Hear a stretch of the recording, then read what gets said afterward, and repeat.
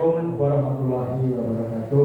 Waalaikumsalam warahmatullahi wabarakatuh. Wassalamualaikum ala Muhammad Rasulullah. Asyhadu an la ilaha illallah wa asyhadu anna Muhammadan abduhu wa rasuluh. Amma ba'du. Yang saya hormati Bapak Kiai Haji Dr. Safruddin Edi Wibowo SMAG, Ketua Majelis Tarjih dan Tajdid BDM Jember. Alhamdulillah sudah berkenan hadir di tengah-tengah kita. Mohon maaf, Pak Ustaz, kami sangat mendadak menghubungi panjenengan pada saat yang mepet di tengah kesibukan beliaunya berkenan hadir pada acara halal bihalal di PCN Bangsasari. Yang saya hormati Lasismu Daerah Kabupaten Jember, pimpinan cabang Muhammadiyah dan Aisyah Bangsasari, Bapak Ibu undangan yang dirahmati Allah. Pertama, patut kiranya kita bersyukur atas kehadirat Allah, di mana di tengah kesibukan kita di saat banyaknya musim halal bihalal, tentu sangat rapat sekali dalam membagi waktu Bapak Ibu sekalian. Namun alhamdulillah atas izin Allah pada malam hari ini kita bisa hadir bersama di Masjid Al-Furqon PCN Bangsasari. Namun beberapa undangan yang sudah kami sebarkan, sebagian informasi karena ada jadwal atau kegiatan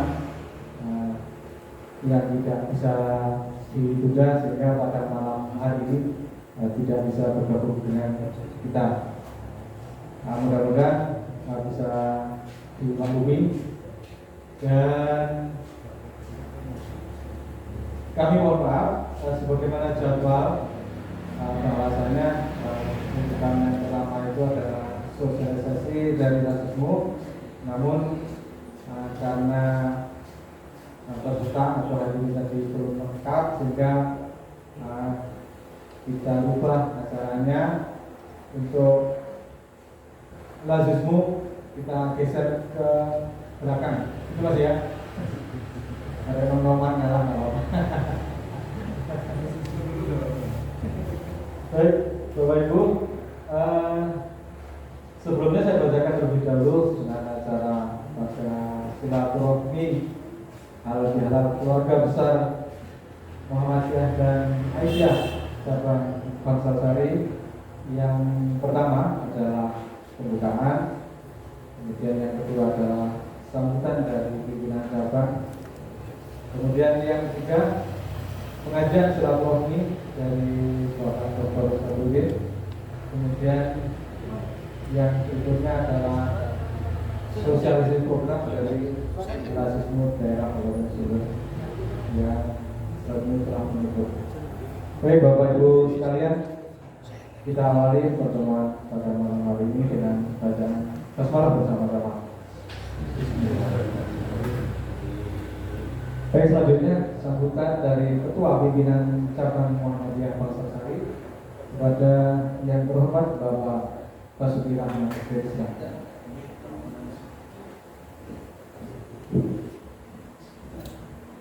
Assalamualaikum warahmatullahi wabarakatuh. Alhamdulillahirabbil alamin. Wassalamu ala rasulillah wa ala alihi wa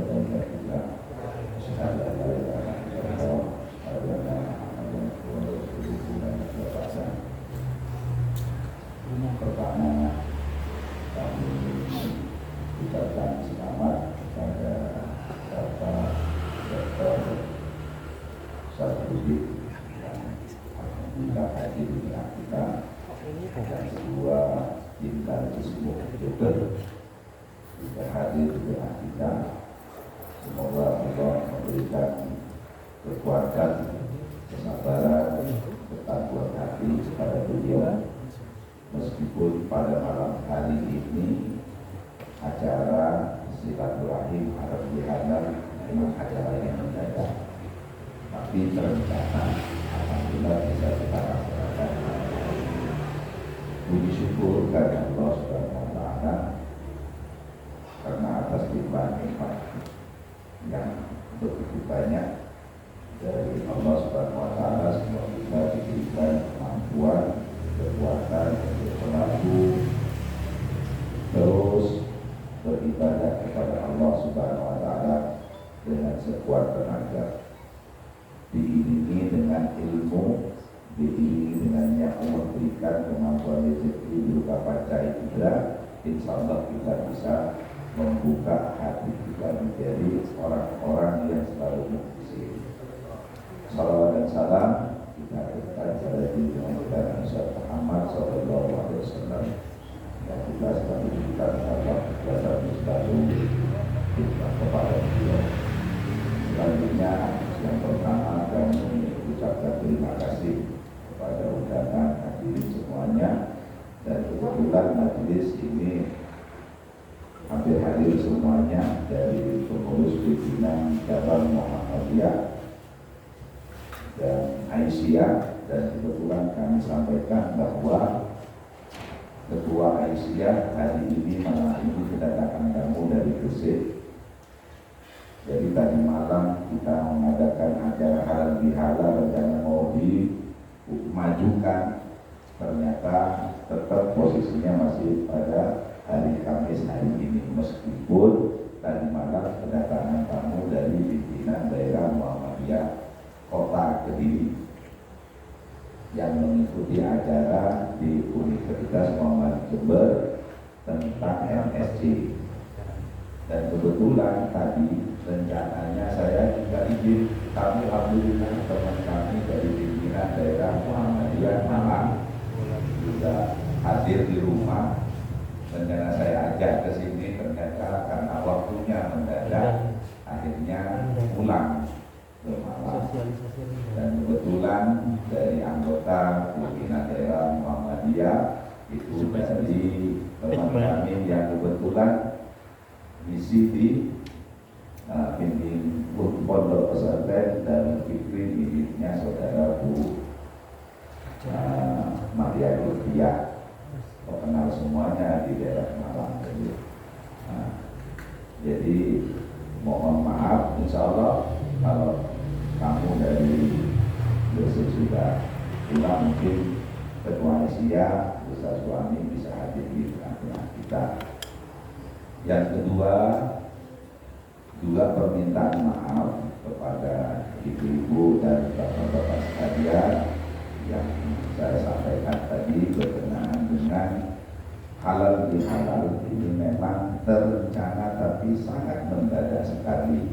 Oleh karena itu, karena ini kajian yang rutin kita laksanakan selama 2 tahun fokus oleh Bapak Dr. Kasman, tetapi Dr. Kasman waktu itu belum bisa menghadiri acara kami yang diundang oleh pimpinan cabang. Kebetulan Bapak Dr. Syafruddin alhamdulillah Muhammadiyah ringan tangan, mudah-mudahan khawatir. Tidak ada ini ya ini, tidak ada ini. Kalaupun tidak ada, insya Allah Muhammadiyah stok banyak, daki 9 sudah siap. Nah itu jangan khawatir. Jadi alhamdulillah kegiatan halal bihalal meskipun secara sederhana ini bisa kita laksanakan. Semoga penguatan ini nanti bisa memberikan kemampuan kepada jamaah sekalian berorganisasi Muhammadiyah. Jadi kami juga kemarin juga diberi penguatan oleh teman kami dari Kediri, dan juga diberikan penguatan juga oleh teman dari Muhammadiyah Malang. Alhamdulillah luar biasa. Jadi Muhammadiyah jadi infak nomor 1 memang harus. Infak itu nomor 1. Duduk benar sedikit kita lihat awal duit dulu. Khawatir nanti kalau sudah kita diambil oleh Allah, nanti minta lagi dihidupkan lagi ke dunia sesaat saja untuk apa? Berinfak, bersedekah. Khawatirnya mari kita bersama-sama banyak bersedekah, banyak berinfak. Mumpung masih Allah berikan kesehatan.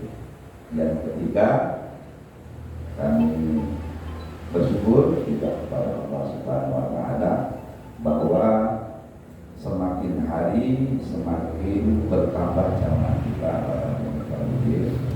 Jadi Jumatan itu insya Allah ada Jumatan berkah, insya Allah besok itu biasanya sok ini bisa menjadi 4 sok jamaah kita. Kajian-kajian insya Allah setelah pandemi insya Allah kita berdayakan amal usaha yang Allah berikan kemarin 1 tahun fokus itu wakaf yang luar biasa 800 meter persegi beserta bangunan. Moga-moga tahun ini kita berdayakan. Khawatir sehingga kayak wakaf itu ya rasa-rasa enggak enak biasa kapan dimanfaatkan kok meneng. Nah ini menjadi pemikiran kami pimpinan cabang dan Aisyah. Semoga tahun ini bulan-bulan ini segera direncanakan. Kemarin-kemarin yang sudah ada program bagaimana enaknya wakaf yang sudah ada tinggal menempati bagaimana program-program bisa berjalan itu. Jadi insya Allah majelis yang lain insya Allah sudah eksis, di BNT-nya juga eksis, DIT-nya juga alhamdulillah sudah lumayan bisa nambah kapitasinya itu dari warga yang mengikuti BPJS. Kalau bisa semuanya ikut di Ar-Rahman dialihkan ke sana. Dan semoga usaha yang lain pikiran kita nanti di majelis pendidikan bisa terwujud dengan adanya wakaf itu, ataupun penguatan yang tadi malam diberikan di BDM Kota Kediri tentang lansia ataupun panti jompo atau panti anak. Nah itu monggo kita pikirkan nanti dan semoga terwujud. Memang butuh tenaga, butuh dana, butuh semuanya. Dan itu mungkin informasi dari kami. Semoga acara ini bisa berjalan dengan lancar dan selalu diridhoi oleh Allah Subhanahu wa taala. Billahi taufiq wal hidayah. Assalamualaikum warahmatullahi wabarakatuh. Terima kasih sahabat sekalian. Sebelum kita ikuti bersama pengajian atau pencerahan dari Bapak KHC Dr. Sabrudin, kami mohon dengan sangat kami hormat teman-teman yang ada di teras bisa memasuki ruang di dalam masih tegak sehingga biar bergaya, karena Pak Kiai tadi waktunya sangat padat sehingga bisa kita ikuti secara maksimal. Demikian, monggo. Untuk itu agak dilonggarkan biar lalu lintasnya enak. Silakan bergeser ke sebelah kanan Pak Haji, monggo. Oke, silakan Ustaz Aditya. Monggo. Tidak di pintu tetapi ada di sebelah sini sehingga Ustaz Anan silakan. Ustaz Taruh, monggo. Ustaz Basuki dan Mas Zadar, masuk silakan. Oke. Ya, biar enak. Karena setelah ini nanti akan ada sosialisasi dan tidak kalah penting. Jika kita bersama-sama kita pahami bersama dan seterusnya seperti itu. Baik, Bapak Ibu sekalian, untuk waktu sepenuhnya kami berikan kepada Bapak PhD Dr. Sabrudin Edi Wibowo LC.MAD. Dipersilakan.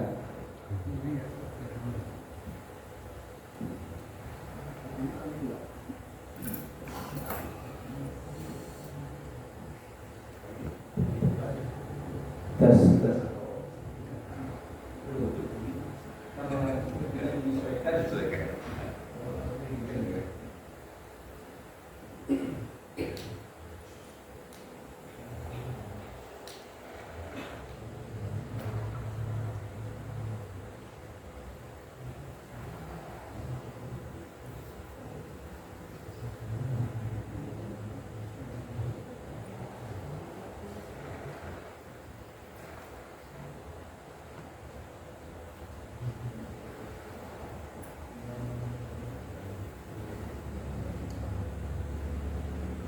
Bismillahirrahmanirrahim.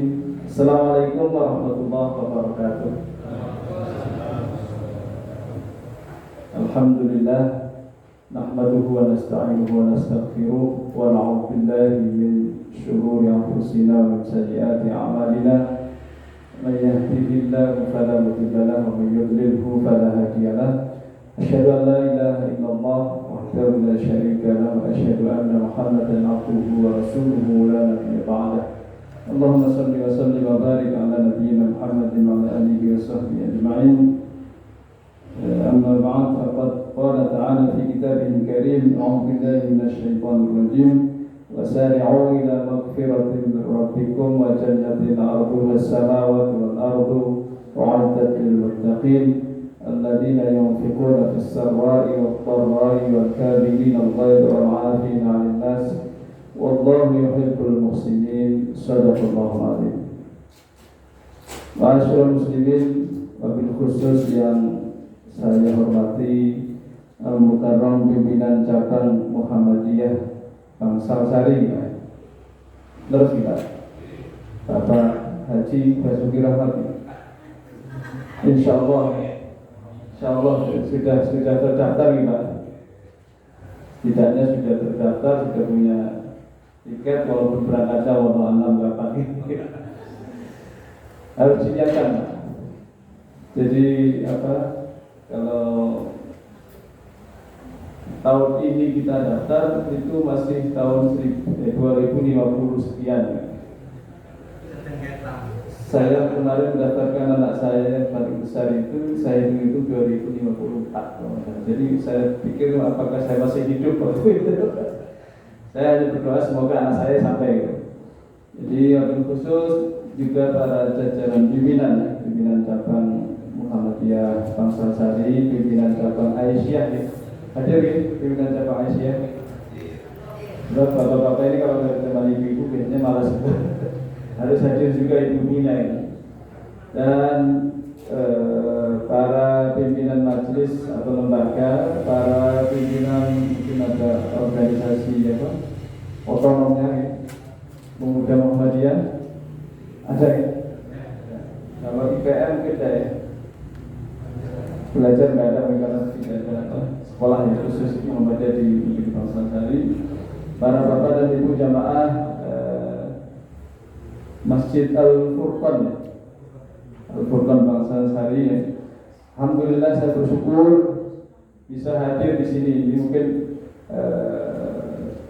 kali pertama ya saya hadir di sini. Jadi kalau saya lewat Bangsal Sari itu yang saya lihat hanya klinik apa ya? Klinik pertama kan? Klinik Ar-Rahmah itu ya.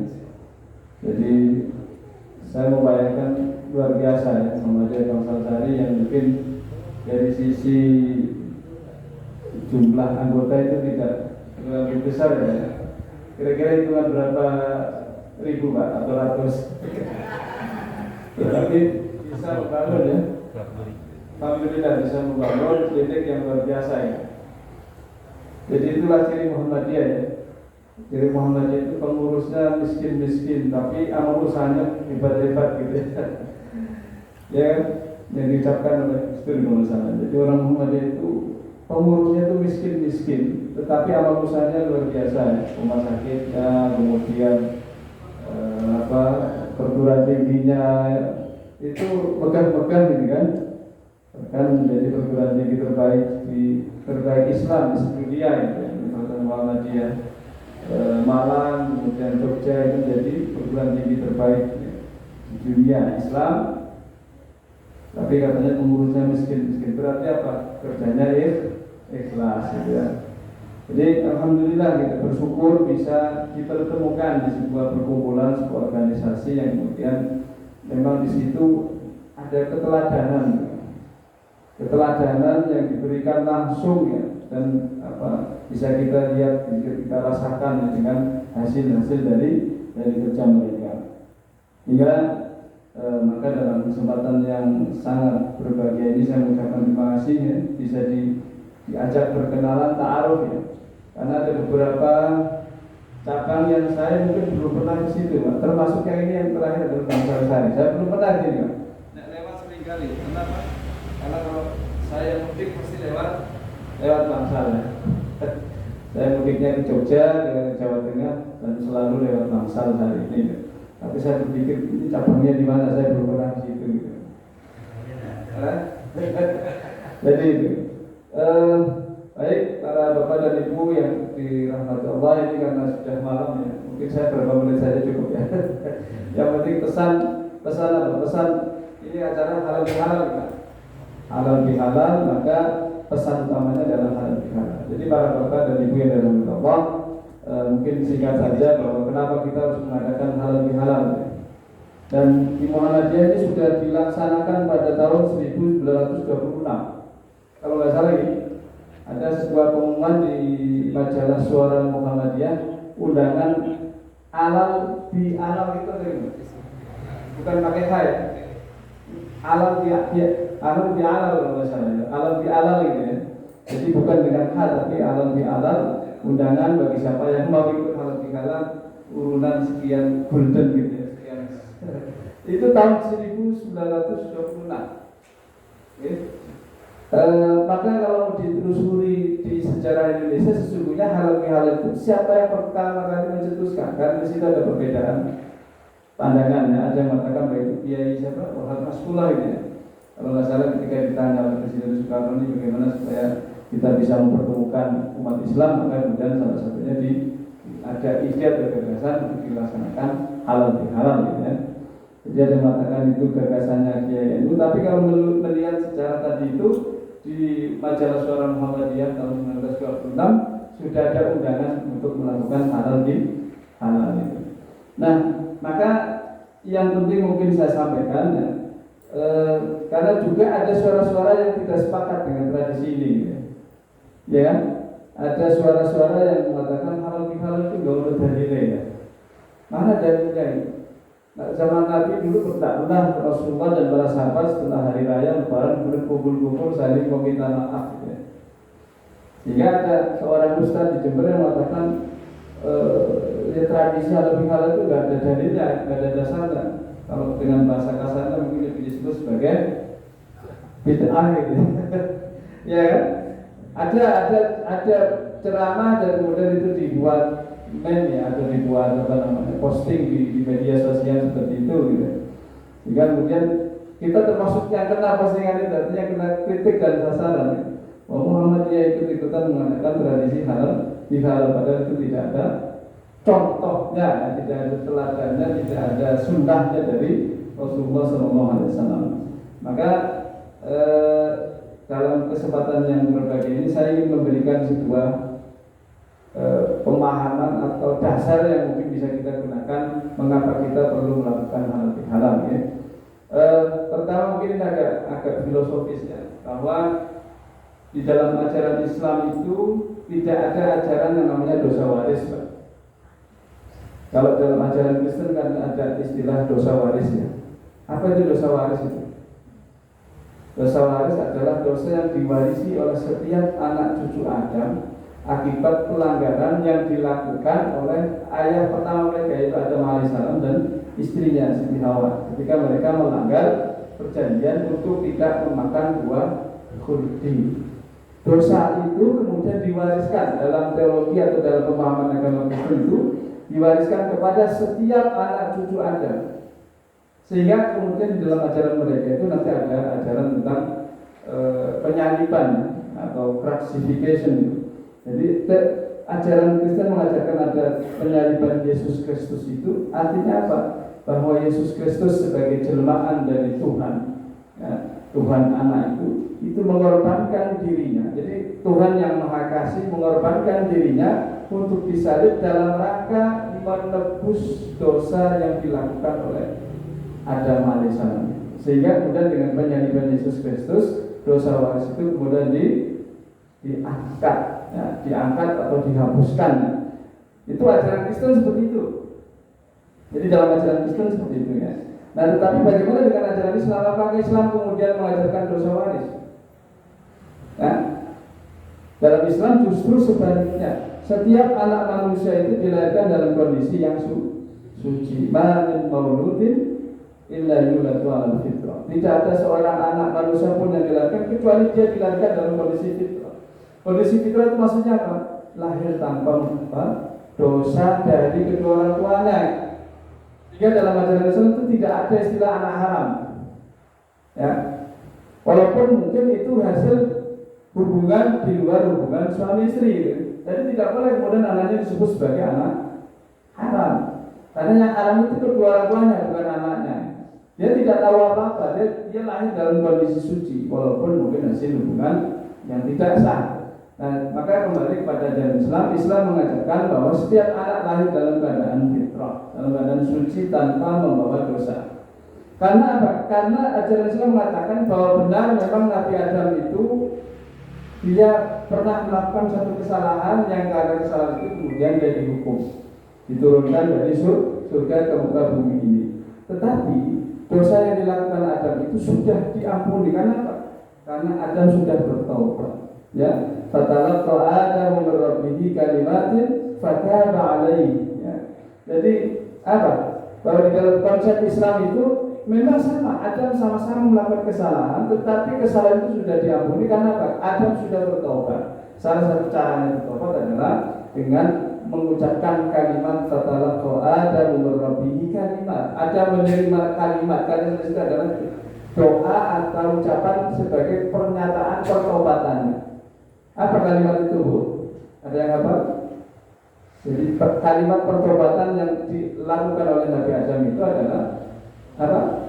Rabbana dhalamna anfusana wa illam taghfir lana wa tarhamna lanakunanna minal khasirin. Jadi kalau kita melakukan kesalahan, perbanyak mengucapkan itu adalah cara di mana kemudian Allah mengangkat dosa atau kesalahan yang dilakukan oleh Nabi Adam alaihissalam. Jadi Islam tidak mengenal adanya dosa waris. Ya, dosa orang tua itu tidak diwariskan. Siapapun orang tua kita sebesar apapun dosa yang dilakukan oleh orang tua kita. Jadi tidak ada misalnya anak maling, anaknya pasti maling, tidak ada ya. Anak berzina maksudnya anaknya jadi anak haram, tidak ada. Jadi anak haram saja gitu ya. Ada istilah itu kan. Jadi dalam Islam tidak boleh itu. Anak yang lahir itu pasti suci, pasti dilahirkan dalam keadaan tanpa membawa dosa. Ya. Jadi tidak ada ajaran Islam yang mengatakan bahwa manusia membawa dosa yang diwarisi dari kedua orang tuanya. Tetapi kemudian di dalam surat Al-Quran, surat Al-Baqarah ayat 21 sampai sekian itu kemudian kita bisa memetik satu hikmah. Apa hikmahnya itu? Bahwa kemudian kita mewarisi sifat-sifat yang dimiliki oleh Nabi Adam. Ya. Kan ketika Allah mempunyai rencana menciptakan Nabi Adam itu, kemudian Allah itu berkonsultasi ya, dalam tanda kutip ya. Berkonsultasi artinya menyampaikan rencananya kepada para malaikat. Wa idh qala rabbuka lil malaikati inni ja'ilun fil ardi khalifah. Apa kata malaikat? Qalu ataj'alu fiha man yufsidu fiha wa yasfiku dima. Jadi kata malaikat, mereka memprotes kebijakan Allah, kebijakan Tuhan. Qalu atatalu fiha wa yusidu fiha wa yasfiku dima. Jadi manusia yang namanya Adam yang akan menjadi khalifah itu sudah diketahui oleh malaikat atau berdasarkan pengalaman mereka. Dalam beberapa kitab tafsir disebutkan bahwa sebelum Nabi Adam itu Allah sudah menciptakan Banul Jan gitu, atau anak turun jin di muka bumi, tetapi ternyata kemudian pengalaman atau sejarah menyatakan mereka melakukan atau sidufiha atau ja'alufiha mayusidu fiha wa yasfiku dima, mereka melakukan kerusakan dan saling menumpahkan darah. Oleh karena itu maka ketika Allah menyatakan rencananya untuk menciptakan makhluk yang lain yang akan menggantikan Banul Jan itu atau anak turun jin itu, lalu kemudian para malaikat mengatakan, apakah engkau akan menciptakan makhluk yang yusidu fiha wa yasfiku dima. Jadi ada dua karakter yang disebut di sini. Jadi karakter yusidu fiha yang suka berbuat fasad atau kerusakan, wayas ikut tiba dan kemudian saling menumpahkan darah. Nah, karakter inilah yang kemudian kita warisi, Bapak Ibu. Ya, sifat watak untuk cenderung berbuat fasad, berbuat ifsakut dima, menumpahkan darah itu kita warisi. Dan itu kan betul-betul terjadi kan, Pak. Sekarang perang Rusia dan Ukraina itu berdarah-darah pada itu. Ya, berdarah-darah cuma karena kita tidak melihat beritanya setiap hari mungkin jadi nggak terlalu penting gitu ya, atau tidak terlalu peduli atau nggak terlalu memikirkan. Tapi berapa jumlah korban tentara Rusia, berapa jumlah korban tentara Ukraina ini, belum konflik di banyak wilayah ya, di Timur Tengah yang sampai sekarang belum selesai, Saudi versus Yaman, dan Palestina melawan Israel, kemudian di negara-negara Irak belum sampai sekarang belum stabil karena masih banyak faksi-faksi yang kemudian berjuang mengangkat senjata saling bunuh di mana di Syria gitu ya. Ada banyak kelompok-kelompok yang pernah saling berperang yang sama-sama Muslim gitu. Jadi apa yang diramalkan oleh malaikat itu betul-betul terjadi gitu. Jadi saling berbuat kerusakan dan saling menumpahkan darah. Jadi, kita kadang-kadang nggak usah yang jauh-jauh. Di antara di Indonesia saja kan banyak peristiwa konflik, peristiwa pembunuhan. Ya. Menumpahkan darah itu artinya saling suka membunuh satu sama lain. Kadang di Indonesia itu nyawa begitu murah ya. Hanya gara-gara rebutan lahan parkir, bunuh-membunuh, rebutan istri, bunuh-membunuh. Kan ada kemarin ya yang gara-gara cinta segitiga maka kemudian terjadi kasus pembunuhan gitu ya. Kadang-kadang banyak kasus cemburuan itu bisa bunuh-membunuh. Ya, dulu waktu saya kuliah di Jogja itu ada kasus mahasiswa membunuh mahasiswa. Kenapa? Karena tersinggung dia namanya cemburuan bersama itu biasa ketukar kan Pak. Ketukar itu kemudian ada celana dalam yang mungkin diambil karena mungkin tidak sadar atau mereknya sama kan ketukar biasa itu. Kemudian ditegur tidak terima akhirnya bunuh itu yang menegur itu. Jadi apa yang diramalkan oleh Al-Quran itu oleh para malaikat ketika mereka disampaikan rencana Tuhan menciptakan manusia itu ternyata betul-betul diwariskan kepada anak cucu Adam. Kita semua punya potensi untuk yufsidu fiha atau ta'alu fiha la yufsidu fiha wa yasfikul dima. Tetapi kemudian kita jangan terlalu pesimisnya dengan ramalan malaikat ini, karena kemudian bahwa di dalam ayat berikutnya wa nahnu nusabbihu bihamdika wa nuqaddisuka. Kata malaikat mengatakan padahal kami adalah nusabbihu bihamdika wa nuqaddisuka. Ini sifat kedua yang kemudian kita warisi juga gitu.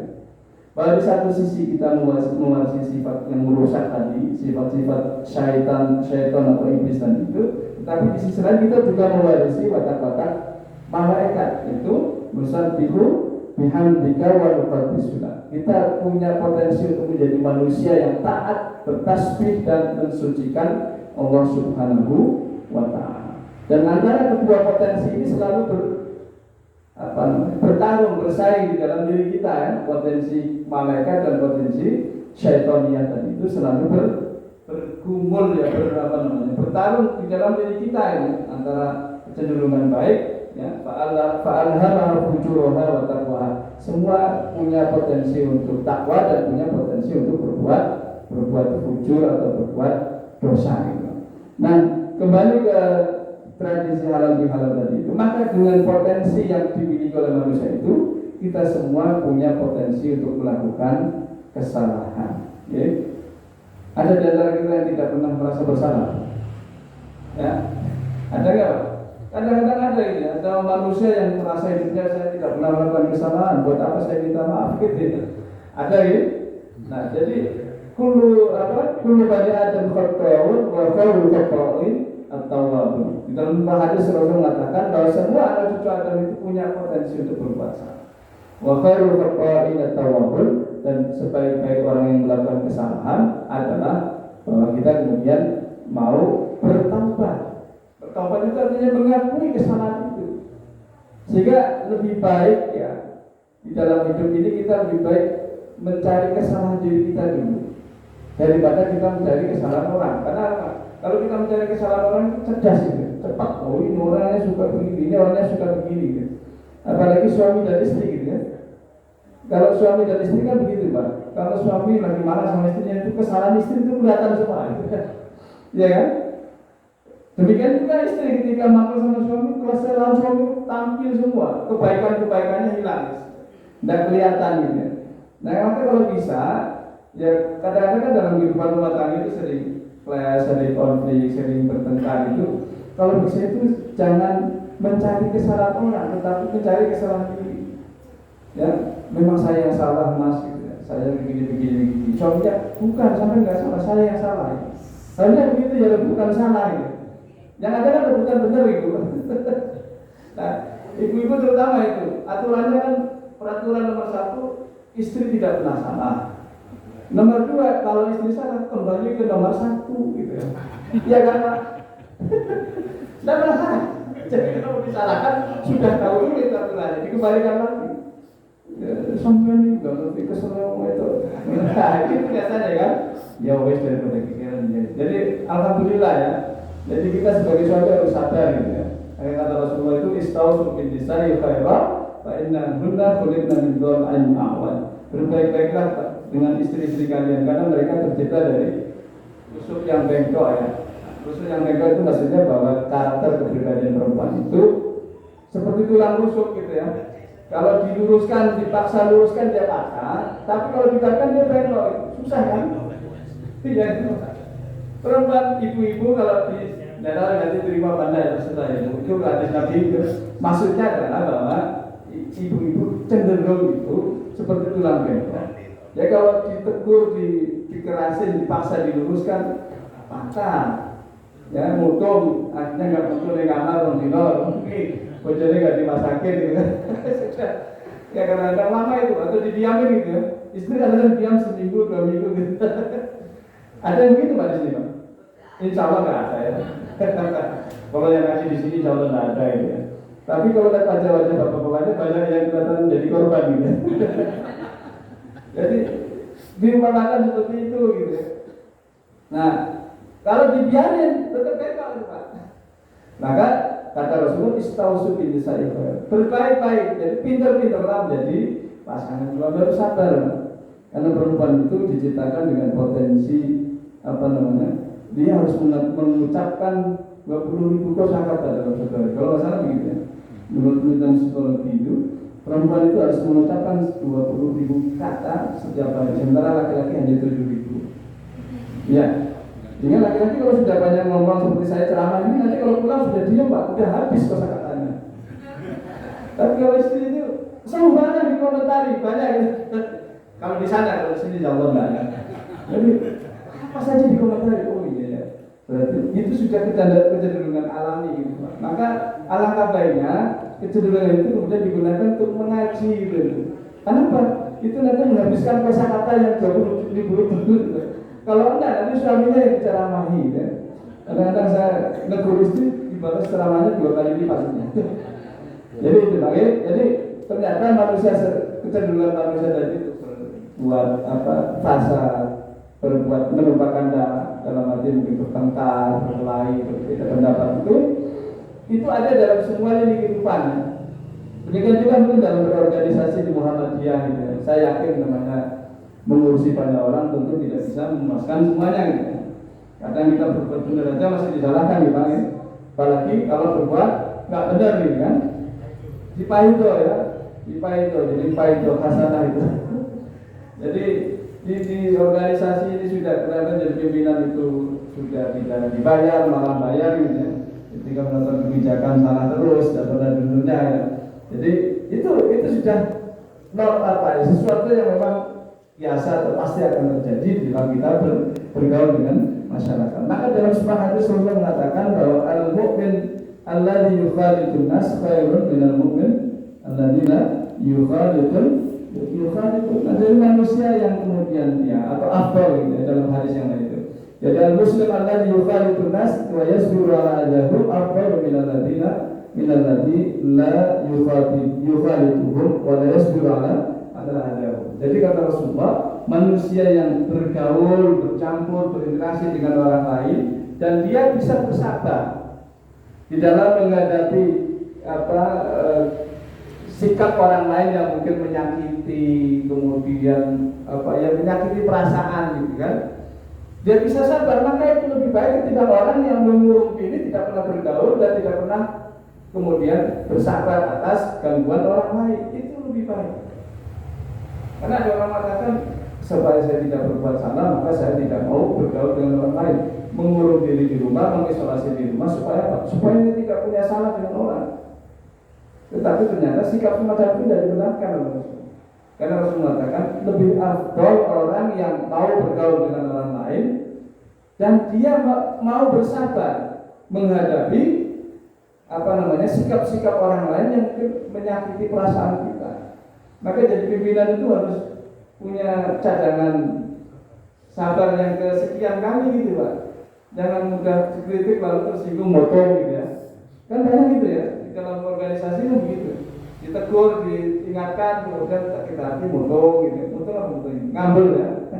Ngambul, kemudian nggak mau lagi ke masjid, nggak mau lagi kumpul-kumpul itu.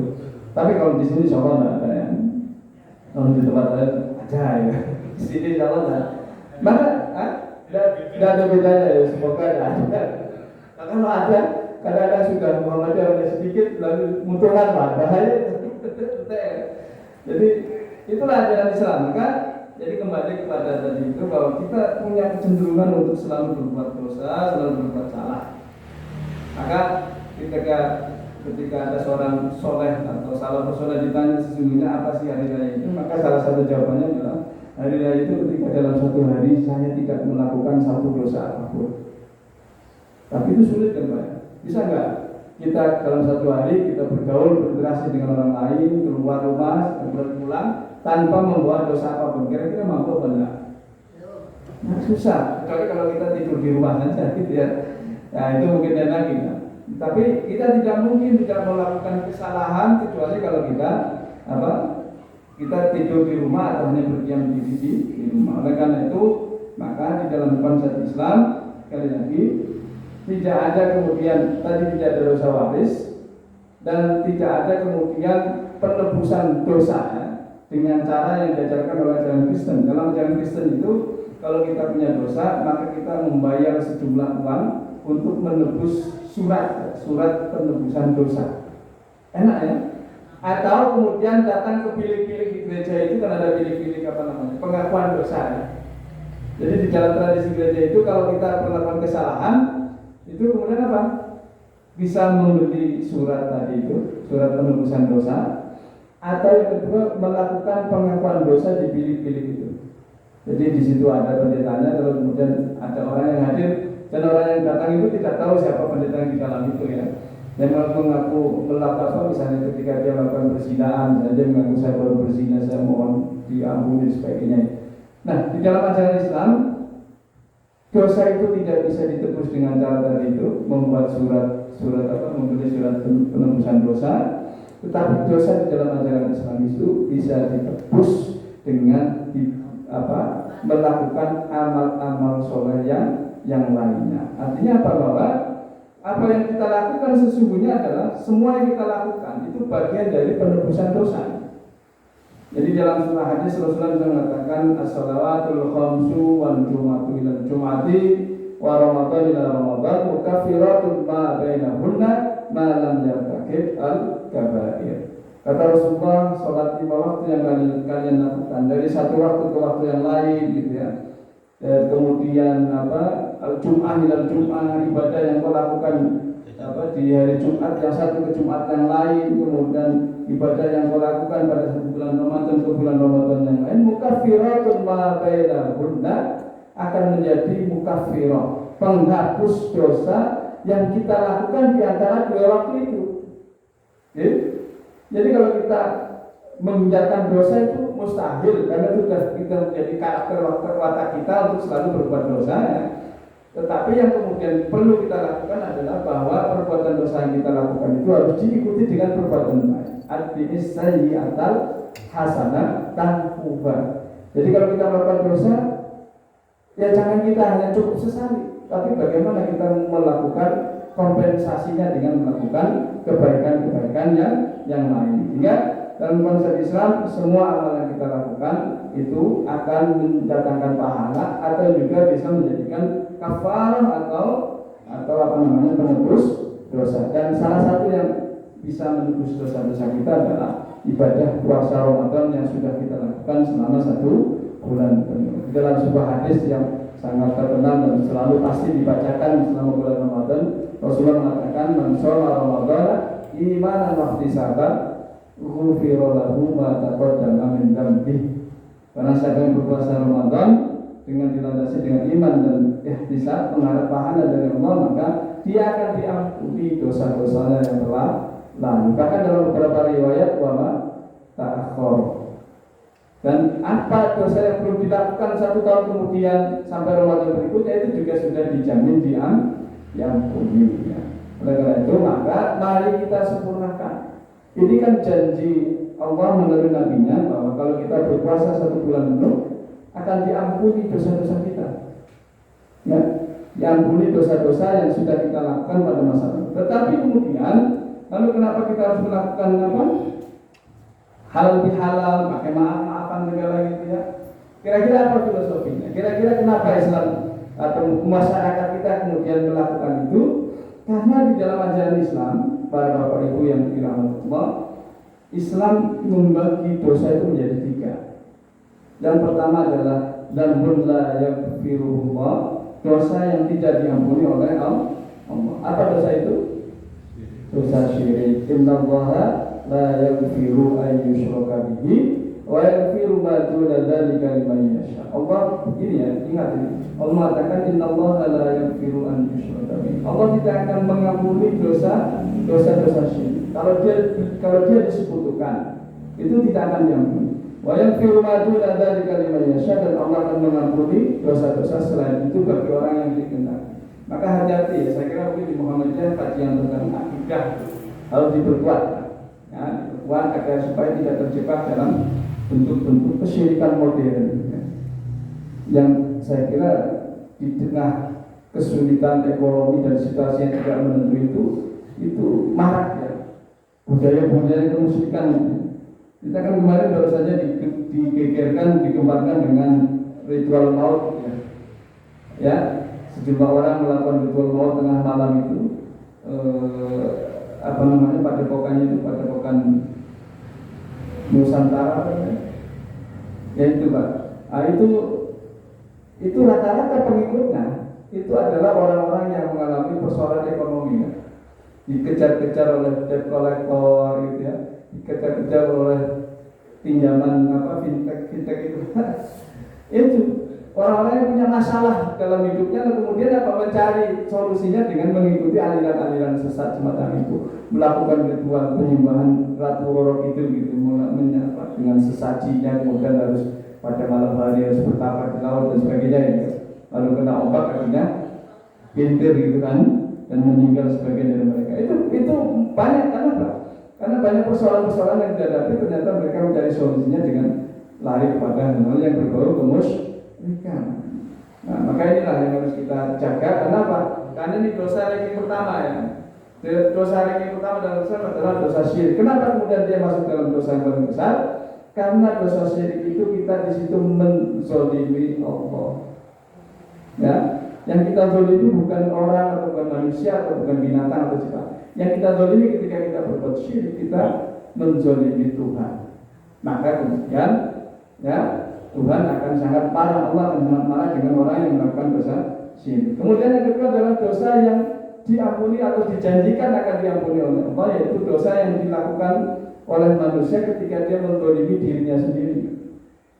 Apa maksudnya menzalimi diri sendiri? Ketika kita meninggalkan kewajiban sholat, ya, kita meninggalkan kewajiban puasa, kita meninggalkan kewajiban-kewajiban yang kita laksanakan, atau melakukan larangan-larangan yang dilarang oleh agama, minum khamar, kemudian berjudi, apalagi penyakit-penyakit sosial yang mungkin kita lakukan, atau pelanggaran-pelanggaran yang kita lakukan.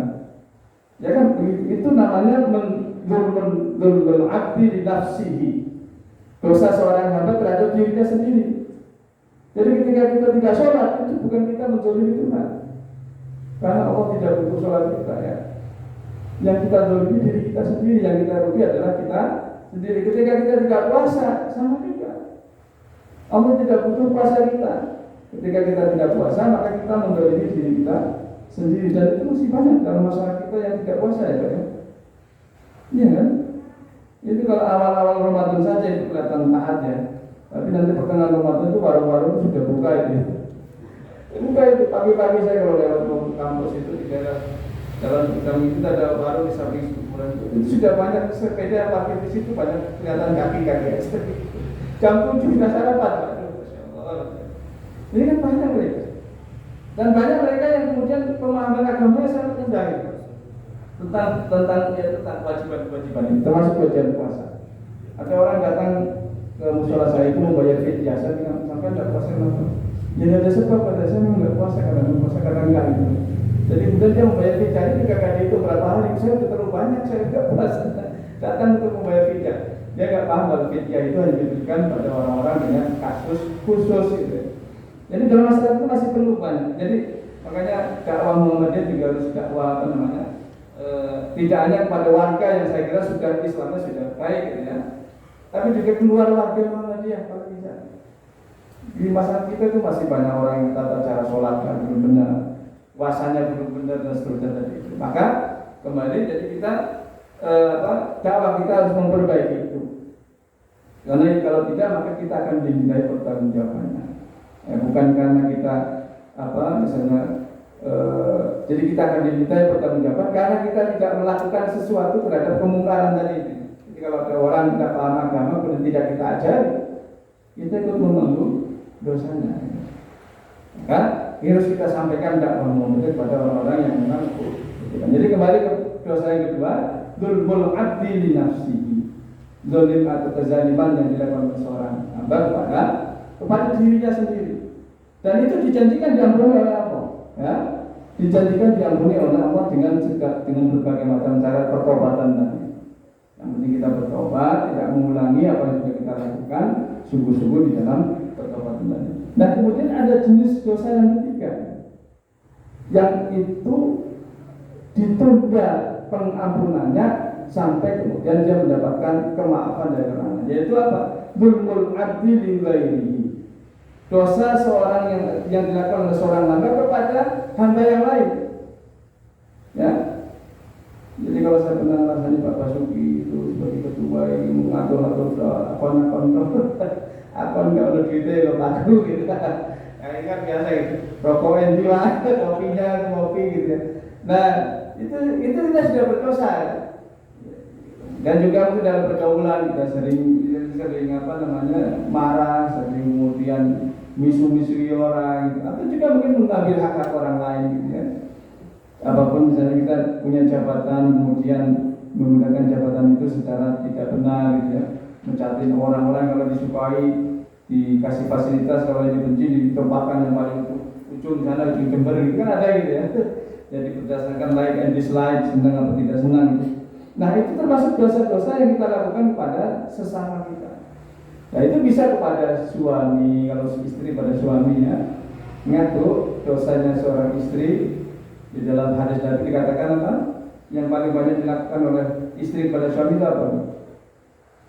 Dosa yang paling banyak dilakukan oleh istri pada suami adalah kufrul ashir, tidak menghargai perjuangan suami untuk mencari memenuhi nafkah kebutuhan istri. Kenapa? Kadang kalau sudah permintaannya tidak dipenuhi maka semua kebaikan yang diberikan suami sudah hilang ya. Adanya mulai gitu ya. Maka kata Rasulullah dalam sebuah hadis, kebanyakan ahli neraka itu adalah perempuan karena apa? Karena tadi kufrul ashir tadi. Tidak bisa berterima kasih kepada suami. Lalu sama betul Bu? Saya tanya jujur saja, ini hadis Nabi itu. Ya, monggo masing-masing gitu ya. Jadi kadang-kadang ya mungkin kita rasakan lah semua gitu ya. Jadi kadang dikasih banyak ya biasa, nggak dikasih ya ngomel gitu. Gitu kan.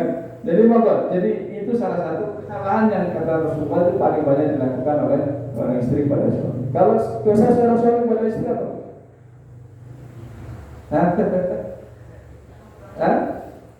Terus terang aja, tidak tahu ada suami-suami di sini. Kira-kira apa Pak? Dosa seorang suami kepada istri yang paling banyak itu ya?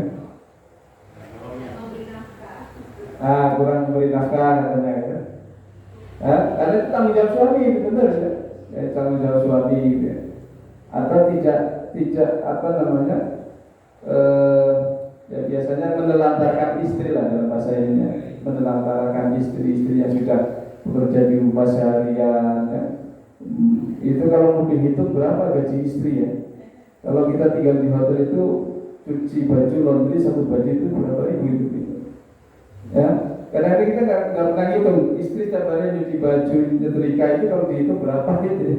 Belum nanti ngurus apa ngepel lantai kemudian apa bersihkan halaman dan sebagainya itu kan nggak pernah dihitung gitu. Kalau dihitung berapa itu gaji seorang istri gitu, kalau digaji nggak bisa digaji, belum nanti membawa anak dan sebagainya. Maka suami juga harus terima kasih pada istri, harus menghargai mereka, berikan yang terbaik. Nah, maka kembali kepada tadi 3 macam dosa ini. Nah, dosa yang terakhir ini kata Allah dzulmul abdi li nafsihi atau dzulmul abdi li ghairihi. Dosa seorang hamba kepada orang lain, bisa itu istri kita, bisa itu anak kita, bisa itu tetangga kita, bisa itu orang tua kita, itu akan diampuni oleh Allah, tapi dengan syarat yang bersangkutan yang dizalimi itu memberikan maaf kepada kita. Nah, itu syaratnya itu. Maka kemudian oleh orang-orang Indonesia, masyarakat Indonesia membentuk Idul Fitri tadi itu, pertama sudah dijanjikan diampuni dosanya karena kita sudah berpuasa 1 bulan penuh. Maka supaya sempurna pengampunan dosa itu, kita sempurnakan dengan permintaan maaf. Apakah itu pernah dipraktikkan oleh Rasulullah? Tidak pernah. Tetapi itu bisa kita pahami dari berbagai nas ya, baik itu Al-Quran maupun hadis Nabi kita. Jadi begini, dalam memahami agama kan tidak selamanya harus persis plak dengan apa yang Rasul. Tetapi kalau dari yang umum itu bisa kita simpulkan. Kita ingin menyempurnakan janji pengampunan yang dijanjikan dalam hadis Nabi, man shoma Ramadan imanan wa ihtisaban ghufira lahu ma taqaddama min dhanbi. Itu akan diampuni dosa yang telah lalu, kecuali dosa kita dengan sesama manusia. Supaya itu lengkap, maka kita mohonkan maaf kita kepada orang-orang yang di sekitar kita, di sekeliling kita yang mungkin pernah kita zalimi, pernah kita sakiti. Itu tujuannya itu, Pak. Ya? Jadi tujuannya adalah supaya kita bisa menyempurnakan pengampunan dosa yang sudah dijanjikan oleh Allah Subhanahu wa Ta'ala melalui ibadah puasa kita. Sehingga maka dalam kesempatan ini, dalam kesempatan halal bihalal ini, maka mari kita manfaatkan ini keluarga besar kita, keluarga besar Muhammadiyah ini, agar supaya kita saling memberikan maaf. Saya kira sebagai pimpinan ya, pasti juga pernah punya salah, ya, pernah punya dosa kepada mungkin anak buah gitu ya. Demikian juga anak buah atau anggota juga pasti pernah punya salah ya, terutama yang paling sering adalah ngerasani pimpinannya gitu ya. Ya gitu kan? Iya biasanya kalau pimpinan juga ngerasani anggotanya itu. Anggotanya di permintaan macam-macam berapa? Itu biasa itu dalam berorganisasi ya. Jangan kemudian kita tersinggung. Jika supaya kita menjadi manusia yang afdal tadi, bisa bergaul dan bisa bersabar menghadapi segala macam cacian, cemoohan, paidoan, itu apalagi itu biasa gitu ya. Lalu mari kita sempurnakan, ya. Dan terakhir saya ingin bacakan sebuah hadis yang terkait dengan tadi tentang meminta maaf juga. Dalam surah hadis Rasulullah SAW bersabda, "Man kana lahu madlamatun li ahadin min ardihi aw syai'in falyatahallalhu minhu al-yawm." Kata Rasulullah, barang siapa yang punya dosa dan kesalahan, kezaliman ya pada seseorang, baik itu terkait dengan harga diri atau kemuliaan atau kehormatan seseorang atau hal-hal yang lain, bisa itu nanti menzalimi hartanya, menzalimi haknya, menzalimi nama baiknya dan sebagainya, fal yatahallalhu minhul, maka mintalah halal dari orang yang kita zalimi itu hari ini. Ya. Jadi kata halal bihalal itu sesungguhnya asalnya dari fal yatahallalhu, mintalah halalnya. Ya. Hari al-yaum, tapi al-yaum di sini bukan hari raya. Ya. Al-yaum di sini adalah qabla an la yakuna dinar wala dirham. Sebelum datangnya hari di mana tidak ada lagi dirham dan dinar, in kana lahu 'amalun shalihun ukhidha minhu biqadri madlamatihi. Karena kalau kita tidak minta maaf kepada orang yang kita zalimi, maka kalau kita punya kebaikan, amal soleh, maka amal soleh itu akan diambil sebagai hukuman karena kezaliman kita, akan diambil sesuai dengan kadar kezaliman kita. Sehingga kalau kita berbuat zalim, nanti khawatirnya kalau kita punya banyak kezaliman dengan orang lain, kita nanti di akhirat akan menjadi orang yang muflis. Orang yang muflis itu orang yang kebaikannya itu habis untuk membayar menebus dosanya. Walau lam takun lahu hasanatun ukhidha min sayyi'ati sahibihi faqudila alaih. Tetapi kalau kemudian kita berbuat zalim, kita tidak punya kebaikan, maka keburukan orang itu yang akan ditransfer kepada kita. Ya, kalau kita punya kebaikan kita akan dikelongi, ya, dikurangi untuk ditransfer kepada orang yang kita zalimi. Tapi kalau kita tidak punya kebaikan, maka keburukan orang yang kita zalimi akan ditransfer kepada kita. Artinya tanggung jawabnya akan dibebankan kepada kita karena kita telah menzalimi dia. Ini bukan berarti kemudian bisa transfer pahala, bukan, tetapi ini adalah bagian dari hukumannya. Kalau kita menzalimi orang lain, orang yang kita zalimi itu dia punya kompensasinya. Gitu. Nah, karena kita tidak bisa bayar kompensasinya, maka dia dikurangi keburukannya lalu dibebankan kepada kita. Sehingga mari kita sempurnakan para Bapak Ibu yang dirahmati Allah dalam momentum yang sangat mulia ini. Walaupun di dalam hadis ini tidak harus hari raya, tetapi kita menggunakan momentumnya saja, munasabahnya saja. Kenapa? Karena ya sudah menjadi tradisi. Kemudian juga ketika hari raya kita bisa berkumpul dengan sanak keluarga, dengan teman, dengan saudara, dengan teman-teman di kampung yang mungkin jauh-jauh yang nggak pernah ketemu itu. Mari kita manfaatkan ketika kita bertemu untuk saling maaf-maafkan dalam rangka menyempurnakan janji pengampunan dosa yang sudah disampaikan oleh hadis Rasulullah SAW. Jadi itulah kira-kira landasan atau dasar teologisnya, ya, kalau kita pakai bahasa yang agak berat, landasan teologis dari kenapa kita perlu halal bihalal, kenapa kita perlu saling memaafkan, kenapa harus dibatasi pada Idul Fitri. Tidak dibatasi. Sebisa mungkin kalau kita melakukan kesalahan langsung meminta maaf. Tetapi kadang-kadang kita tidak sempat meminta maaf, kita manfaatkan waktu berkumpul di saat momentum Idul Fitri itu untuk saling meminta maaf dan memberi maaf kepada orang lain. Dan itu harus dilihatnya dengan tulus, Pak. Jangan karena formalitas, jangan karena tradisi budaya, kemudian maaf ya, tapi kita masih memendam dendam kesumat, gitu kan ada gitu. Iya kan? Kadang-kadang kita maaf-maafnya basa-basi, tapi dia masih tetap gak mau atur gitu. Harus kita tulus supaya Pak, janji pengampunan dosa itu bisa terpenuhi. Jadi saya kira demikian. Pada Bapak Ibu yang dirahmati Allah, maka mari kita sempurnakan iman kita, sempurnakan Islam kita, sempurnakan ihsan kita, dan sempurnakan janji pengampunan dosa yang sudah dijanjikan oleh Allah dan Rasulnya dengan cara saling meminta maaf, ya, melalui momentum halal bihalal yang biasa kita laksanakan setelah hari raya. Saya kira demikian yang bisa saya sampaikan. Kurang lebihnya mohon maaf. Mari kita akhiri dengan membaca kafaratul majlis. Subhanallahumma wa bihamdika asyhadu an la ilaha illa anta astaghfiruka wa atubu ilaik. Assalamualaikum warahmatullahi wabarakatuh.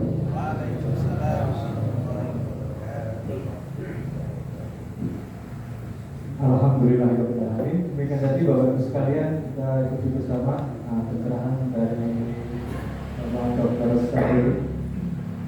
Mudah-mudahan apa yang beliau sampaikan dapat kita resapi dan kita amalkan, terus menjadi semangat baru untuk pasca Idul Fitri atau masa pandemi yang selama ini kegiatannya akan vakum. Mudah-mudahan dan insya Allah kita berencana akan mengadakan pertemuan rutin, termasuk mungkin juga Ahad pagi, dan tidak betul kemungkinan Bapak Dr. juga akan kita hadirkan kembali. Itu kira-kira.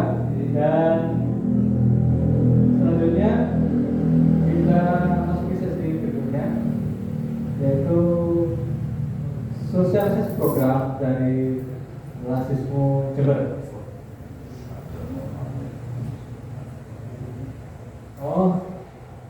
Oke, Bapak Suzono, silakan. Ini Bapak mantan Ketua Pimpinan Cabang. Sebelum Pak Basuki, monggo Pak Suzono. Bisa di sini? Di sini.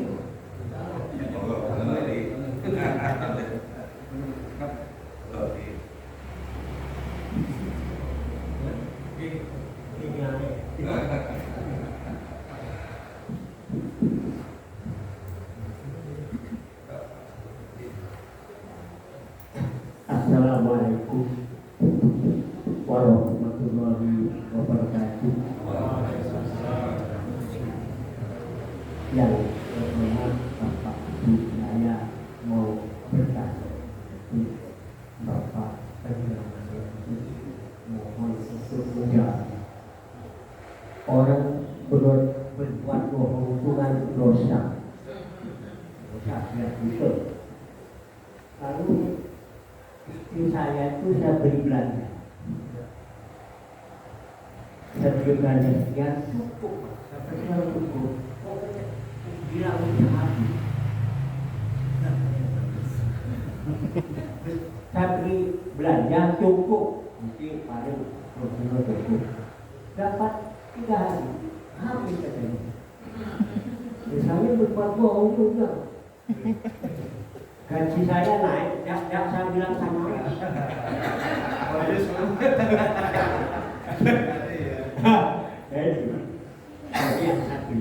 Yang kedua begini, ada orang diberi bantuan bangunan,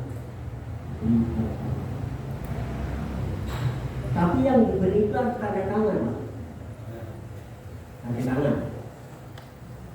Uang yang diberikan nanti senilai 100, tapi yang sampai hanya 30. Tapi saya tanda tangan. Iya gimana ya? Yang ketiga, kalau orang sudah punya, jangan dipilih. Kalau orang yang dipilih kan menurut aku kan jangan dipilih. Tapi ada orang ini mumpung jago, kalau buka kepada diri, bagaimana? Kemudian tiga pertanyaan. Assalamualaikum warahmatullahi wabarakatuh.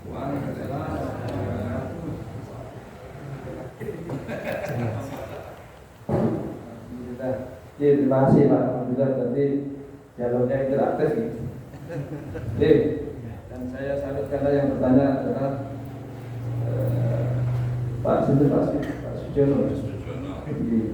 Ini menjadi contoh bagi generasi muda gitu. Jadi yang sepuh saja semangat, memang nggak semangat di sini harus sepuh. Ya, yang muda-muda semangat ya, semangat. Baik, mengenai istri yang berbohong tadi itu Pak ya. Jadi dalam hidup rumah tangga itu perlu keterbukaan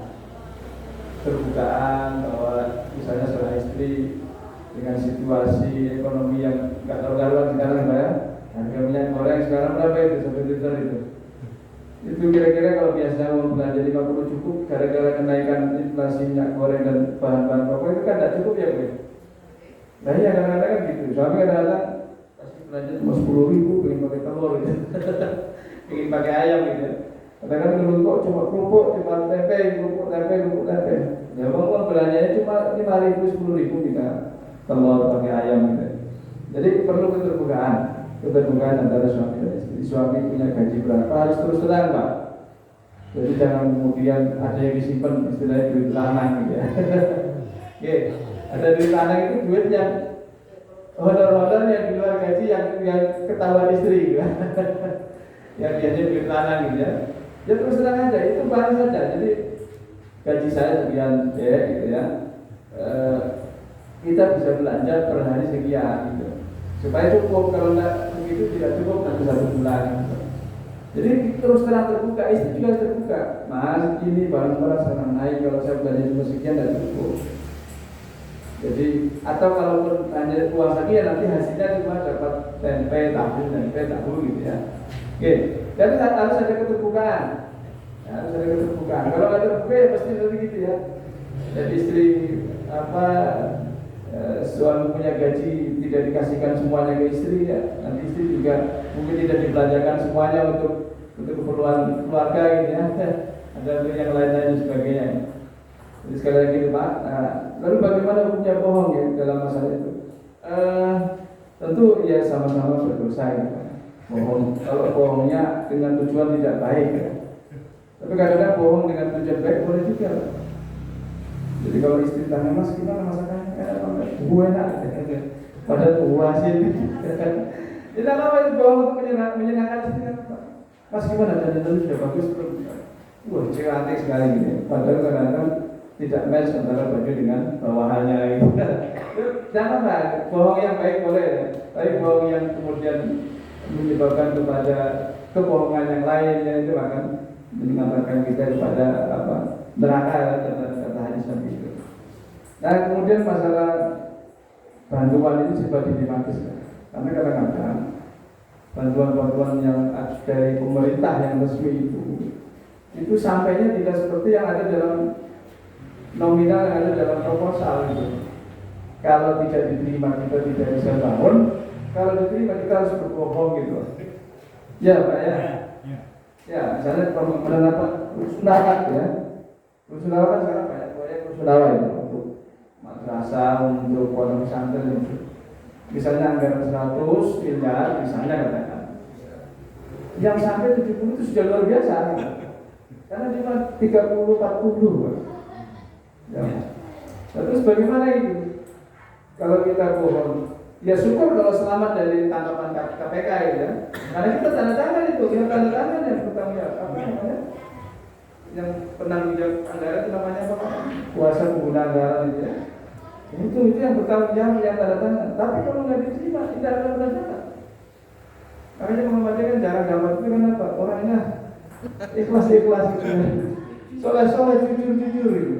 Ya sudah timbangan kita tadi dusta, bohong, dosa di akhiratnya berat, di dunianya kalau nggak kata KPK ya alhamdulillah gitu kan. Ya sudahlah kita bangun swadaya individu dari anggota kita masing-masingnya. Ya ini dilematis karena ya itulah sudah sistemnya sudah seperti itu. Jadi harus mungkin kata Pak Ponto Wijoyo itu harus ada istiadat gitu ya. Kalau enggak kita kadang-kadang terhempas ya dengan persaingan organisasi yang lain karena kita tidak mau bermain di situ. Tapi menurut saya kalau kita punya kemampuan swadaya lebih baik kita bangun dengan swadaya masyarakat kita sendiri.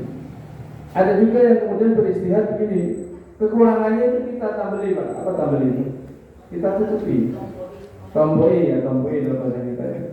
Jadi kita tambah dengan kekurangan itu. Misalnya kalau 100 dapatnya 70, yang 30 kita pakai dana kita sendiri. Ya. Jadi dosanya sudah biar nanti yang tempat-tempat itu sudah sana itu. Tapi kita tetap bangunan itu senilai itu. Itu juga menurut saya juga bentuk istihad gitu. Bukan berarti kita menolak, tetapi kita menolak. Sebab kalau nggak begitu nggak dapat. Ya, kan nggak akan dikasih kalau kita nggak mau begitu. Karena pasti akan dikasih pada yang lain yang mau begituan. Dan akhirnya anggarannya banyak yang bocor untuk menyumbat keran-keran tadi itu. Dari pemegang kebijakannya, dari pengawasnya, kejaksaan itu kalau nggak dikasih itu jadi proses. Dan itu serba susah itu sekarang. Oke, kemudian yang ketiga masalah orang yang ambisius jangan dipilih, betul Pak.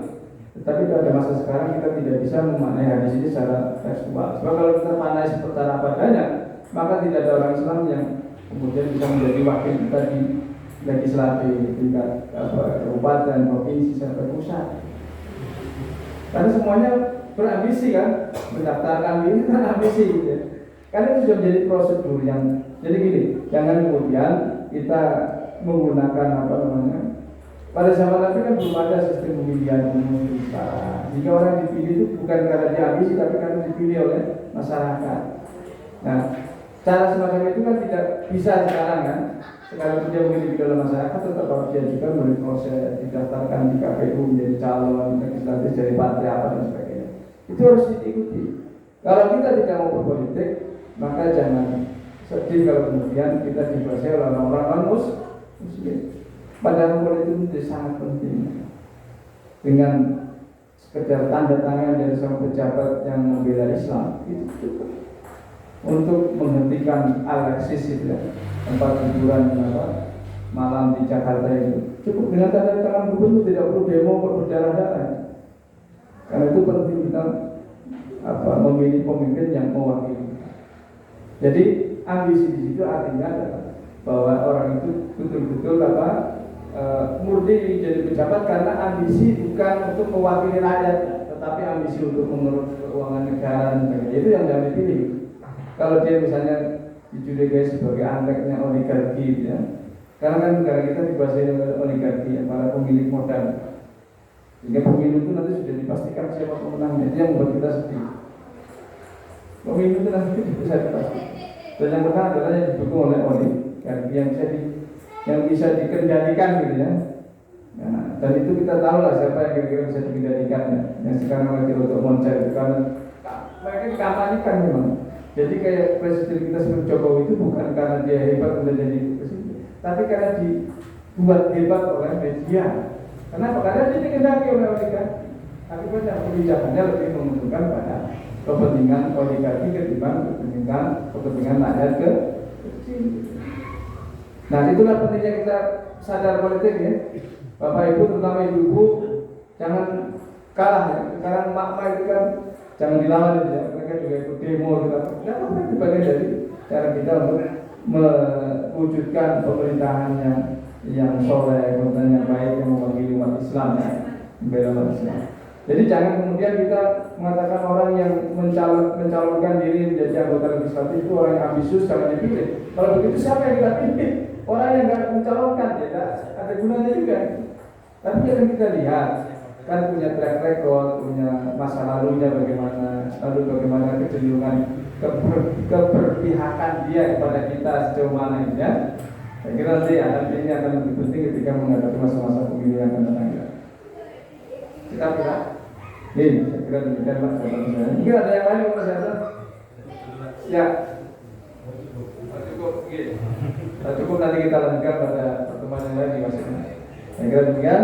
Terima kasih. Assalamualaikum warahmatullahi wabarakatuh. Terima kasih atas jawabannya dari sebuah pertanyaan dari Pak Ketua Cabang Senior. Sebenarnya masih banyak yang mau tanya, tapi kita batasi karena memang sudah kangen. Nanti kita undang lagi dan bisa Bapak Ibu Kalau tidak tahu jangan ditanya. Nanti saya perlintasan kereta api itu ditutup. Dari mana maksudnya? Baik, Bapak Ibu sekalian, untuk acara sesi pertama ini sudah berakhir dan selanjutnya langsung kami berikan kesempatan kepada tim Melas Jember untuk Mas Dedi Miftahul Hamzah, silakan.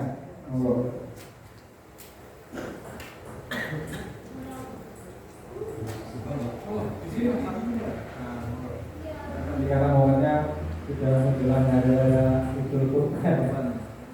Oke, mohon silakan untuk sosialisasi program dari Mas Dedi. Silakan.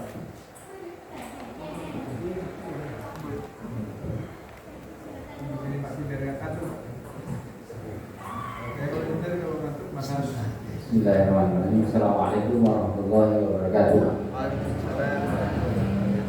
Alhamdulillah, syukurlah, la haula wala quwwata illa billah. Segala puji bagi Allah yang memberikan nikmat sehat dan kesempatan bagi kita sehingga kita bisa berkumpul di malam yang berbahagia ini. Yang kami hormati Bapak Ibu pimpinan Sabang Muhammadiyah dan Aisyah Bang Sarsari, yang kami hormati Sesepuh Muhammadiyah Bang Sarsari, dan juga yang kami hormati Bapak Syafruddin Edi Wibowo selaku Majelis Terjih Pimpinan Daerah Muhammadiyah Kabupaten Jember, beserta teman-teman kami, saudara-saudara kami, tim kantor layanan Lazismu Bang Sarsari yang kami banggakan. Syukur alhamdulillah kami merasa terhormat diberikan kesempatan berada di tengah-tengah Bapak Ibu sekalian. kami di sini ada beberapa hal yang dititipkan pada kami untuk disampaikan di kegiatan pada malam hari ini. Saya mewakili tim Lazis Sumber yang mana hari ini mestinya Mas Kepala Kantor yang mengisi, tapi beliau sedang ada tugas di luar kota, jadi digantikan saya. Bapak Ibu sekalian, pertama kami ingin mengapresiasi bahwa kurang lebih 2 minggu kemarin kita disowani oleh teman-teman dari kantor layanan Bank Salsari. Ini ada potensi baru, teman-teman masih muda dan ada gagasan baru. Ini tentu menjadi sebuah kegembiraan bagi kami, karena memang ciri khas Bank Salsari itu selalu melahirkan bibit-bibit muda yang unggul, yang tidak hanya bisa berjalan gerak gitu. Bank Salsari itu punya ciri khas tersendiri, lain dengan kantor layanan yang lain. Di cabang-cabang yang lain itu meskipun sama-sama muda, tapi ya kegiatannya begitu saja. Tapi kalau di Bank Salsari ini, kalau sudah dipegang muda itu berbeda rasanya. Ya mudah-mudahan teman-teman yang baru-baru ini bisa mengikuti, bisa berkegiatan dengan baik. Bapak Ibu sekalian, kami ingin menginformasikan bahwa dalam waktu dekat ini Lazis Sumber akan mengadakan semacam pertemuan untuk tim-tim kantor layanan dari cabang-cabang itu, semacam upgrading gitu. Mudah-mudahan nanti teman-teman dari kantor layanan saling bisa ikut terlibat. Nanti di sana kita akan sharing kaitannya dengan program-program yang inovasi program, kemudian bagaimana membentuk fundraising yang baik dan lain sebagainya. Bapak Ibu sekalian, yang kedua, kami ingin mengajak tentunya untuk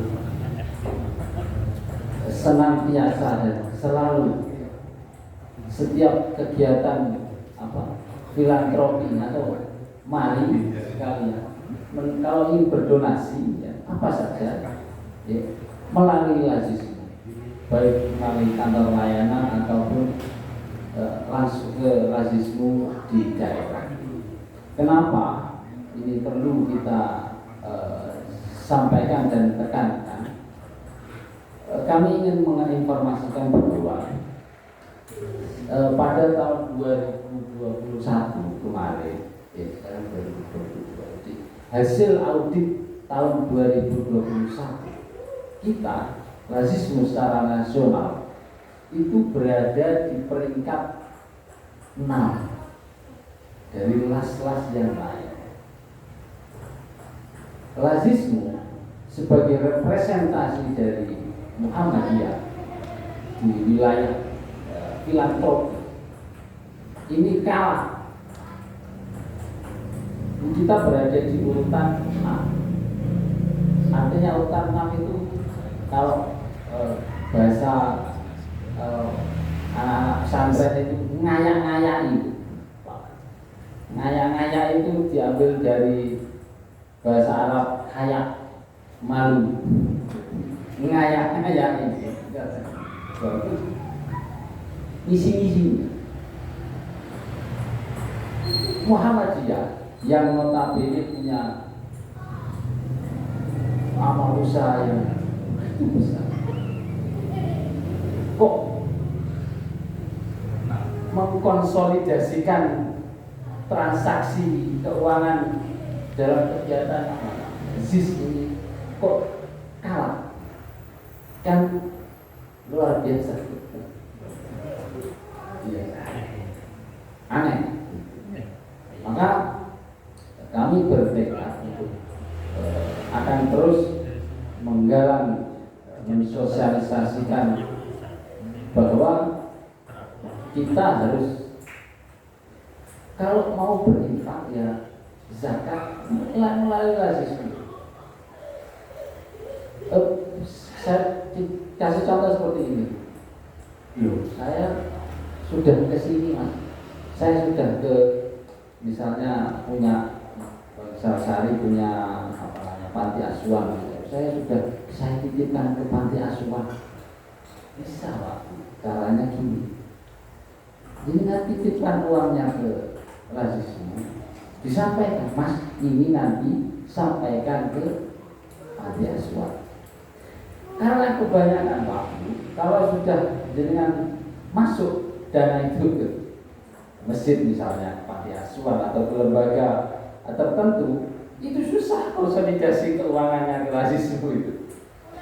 Satu contoh kemarin pas Ramadan itu SD Muhammadiyah 1 Jember ada penggalangan donasi untuk Ramadan.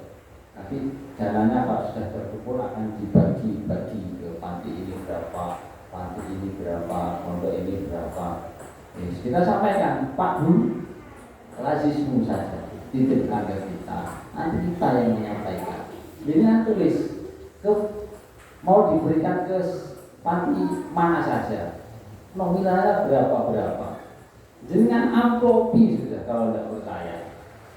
Jadi sudah diamplopi, saya itu sudah amplopi, tulisi ini Pak Pusari misalnya, ini Budi Mulia. Jadi kita nanti yang menyampaikan. Supaya apa Pak? Dana-dana ini kemudian bisa terkonsolidasi dan bisa tercatat di kami.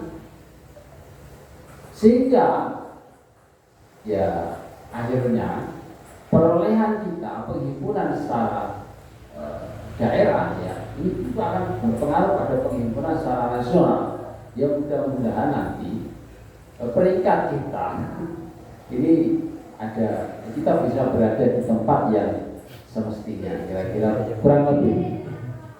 Oleh karena itu kita ingin sampaikan bahwa pentingnya kita kenapa harus berdonasi melalui rasisme. Yang ketiga Bapak Ibu sekalian, sebentar lagi kita akan memasuki bulan Dzulhijjah. Sudah masuk. Ini kita akan masuk pada momen pertumpahan darah.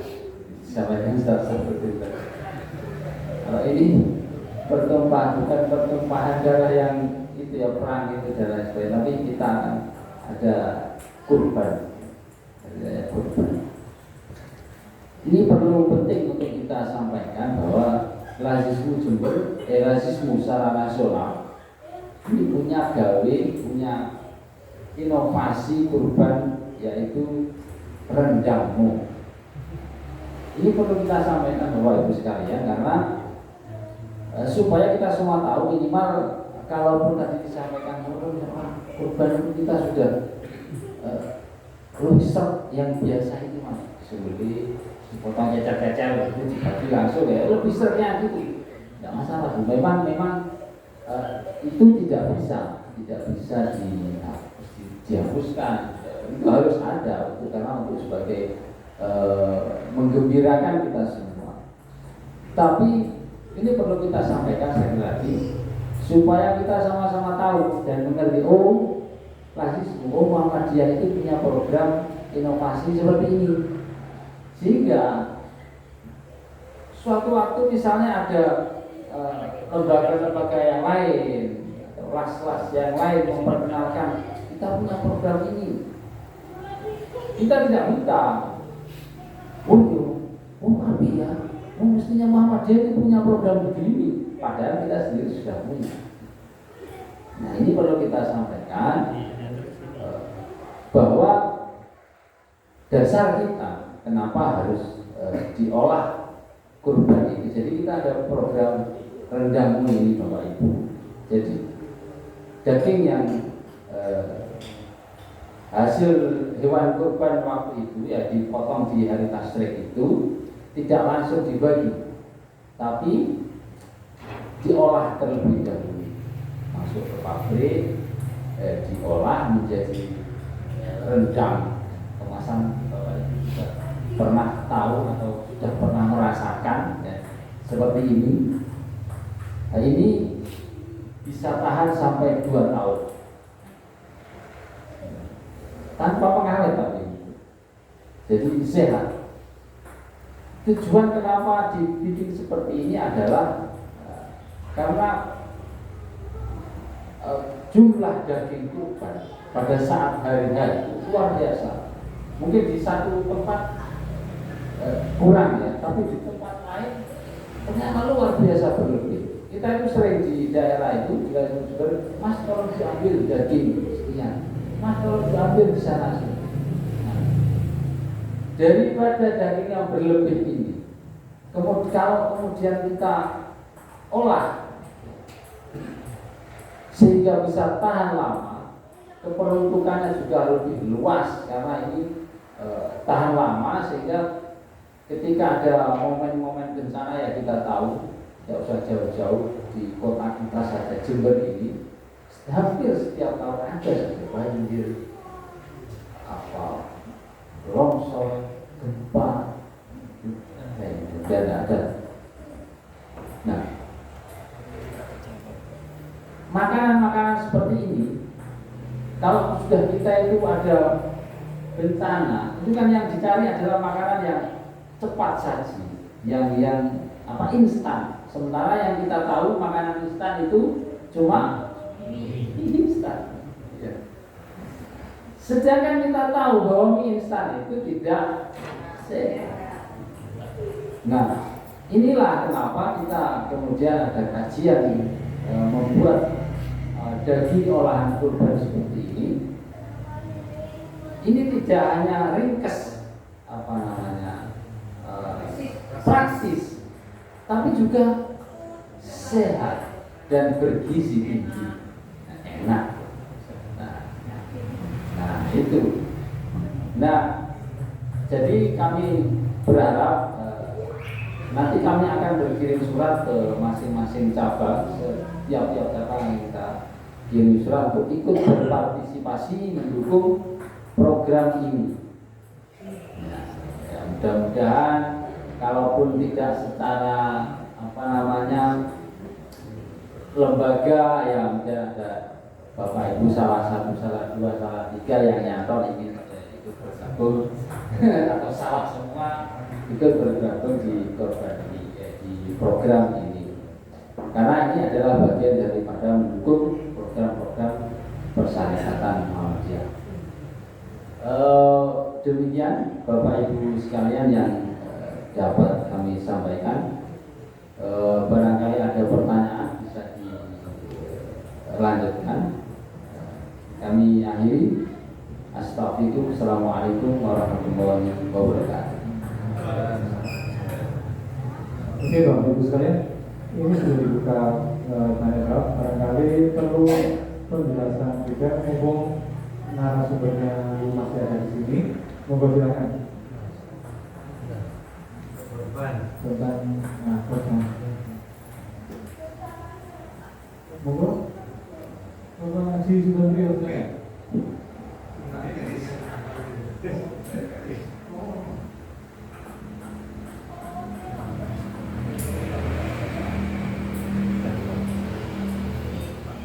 Hanya penegasan dan juga himbauan ini kepada warga jamaah Muhammadiyah yang selama ini mari untuk memprofesionalkan berkenaan dengan potensi zakat. Ya, saya khawatir ini kebetulan ada Bapak Sabudin, kalau berkenaan dengan masalah hukum itu nanti bisa bertanya tentang zakat, baik zakat mal maupun zakat fitrah. Ini penting sekali, dan zakat profesi. Karena khawatir kalau ini dimaksimalkan potensi baik individu maupun lembaga, saya yakin lajis gede dan tinggi, lajis besar. Saya khawatir nanti penghitungan zakat itu kita tidak ngerti secara ilmu, cuma secara perasaan Yunus aku ngene iki. Bahkan ada khawatir juga ini salah saya punya zakat mal atau zakat itu ada orang yang datang ke kita akhirnya berubah niatnya. Dan ini kalau nggak salah kejadian bisa terjadi juga di kita yang punya kemampuan di bidang itu. Untuk secara kelembagaan kita sudah punya, kalau di lembaga CSR gitu ya. Jadi potensi-potensi itu kalau kita maksimalkan baik pribadi maupun lembaga, mari kita kompak. Lajis gede yang produktif bisa dimanfaatkan untuk kepentingan masyarakat yang zakat fitrah memang ketentuannya seperti itu. Jadi mohon himbauan kepada jamaah, mari kalau memang dihitung secara per bulan, ya monggo ini ada lajis. Kalau dihitung secara per tahun, monggo. Itu biar harta kita benar-benar bersih. Bukan karena hanya bayangan-bayangan, kalau bisa dihitung secara matematika begitu. Mungkin itu saja. Terima kasih.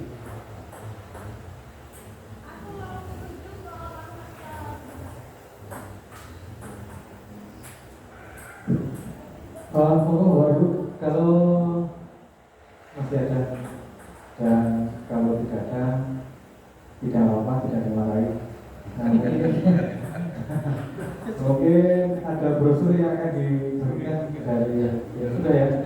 Oke. Nah itu sebagai apa namanya? Ya, informasi yang nantinya juga akan ada kita lanjut begitu Mas ya. Nah, untuk lebih detailnya seperti itu. Jadi kata Mas Dedi tadi, kita tidak disuruh sebenarnya itu tidak boleh disembelih, tidak.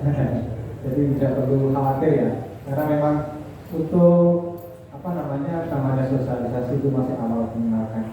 Jika kayaknya korban kok nggak boleh gitu ya. Tapi kalau di tempat lain, nah seperti yang disampaikan Mas Dedi tadi, memang sebenarnya sudah populer gitu ya. Jadi ketika daging itu melimpah ruah, nah, akhirnya sampai pada saat yang lain itu tidak terjangkau, satu sisi melimpah, nah, itu. Dan kalau kita tahu dari organisasi sebelah, nah dulu lama ya yang masalah itu sudah sudah ini untuk korban itu sudah dibuat atau kemasan atau bentuknya seperti apa gitu ya saja. Nah seperti itu, sehingga untuk awal memang kayaknya aneh gitu ya, tapi setelah tahu manfaatnya dan ternyata lebih bermanfaat. Kurang lebih seperti itu Mas ya. Mantap. Oke Bapak Ibu sekalian, terima kasih atas partisipasinya, khususnya juga Bapak Dr. Taufudin. Kami ucapkan terima kasih sebanyak-banyaknya. Bapak Ibu sekalian, sesepuh telah hadir, terima kasih banyak.